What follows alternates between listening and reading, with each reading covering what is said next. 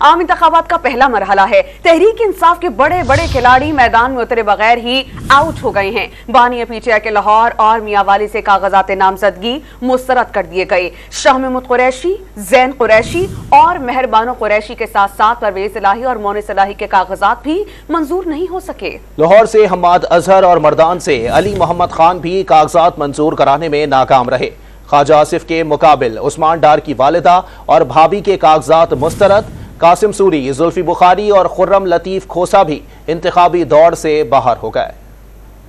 عام انتخابات کے پہلے مرحلے میں ہی بڑا دھچکا، تحریک انصاف کے بڑے بڑے کھلاڑی میدان میں اترے بغیر ہی آؤٹ۔ امیدواروں کے الیکشن 2024 کے لیے جمع کروائے گئے کاغذات نامزدگی مختلف اعتراضات کی بنیاد پر مسترد کیے گئے۔ بانی چیئرمین پی ٹی آئی کے NA 122 لاہور اور میاں والی کے حلقے NA 89 سے جمع کروائے گئے کاغذات نامزدگی مسترد کر دیے گئے۔ NA 122 کے اعتراض میں کہا گیا کہ بانی پی ٹی آئی توشہ خانہ کیس میں نااہل ہیں، جس کے باعث وہ الیکشن میں حصہ نہیں لے سکتے۔ میاں والی کے حلقے سے متعلق کہا گیا کہ بانی چیئرمین پی ٹی آئی کے ڈیفالٹر اور سزا یافتہ ہونے کی بنیاد پر کاغذات مسترد کیے گئے۔ گجرات میں پرویز الہی، مونس الہی اور کیسرا الہی کاغذات منظور کرانے میں ناکام رہے۔ مانسہرہ میں نواز شریف کے مقابل کھڑے اعظم سواتی اور لاہور سے حماد اظہر اور مردان سے علی محمد خان کے کاغذات بھی مسترد کر دیے گئے۔ سیالکوٹ میں خواجہ آصف کے مقابل عثمان ڈار کی والدہ اور بھابھی کے کاغذات بھی منظور نہ ہو سکے۔ قاسم سوری، زلفی بخاری اور خرم لطیف کھوسا بھی انتخابی دوڑ سے باہر۔ شاہ محمود قریشی، زین قریشی، مہر قریشی کے کاغذات ملتان اور تھرپارکر سے مسترد کر دیے گئے۔ لاہور کے NA 130 سے یاسمین راشد آؤٹ، نواز شریف ان ہو گئے۔ پاکستان تحریک انصاف کے رہنما سردار حسنین بہادر خان دریشک کے حلقہ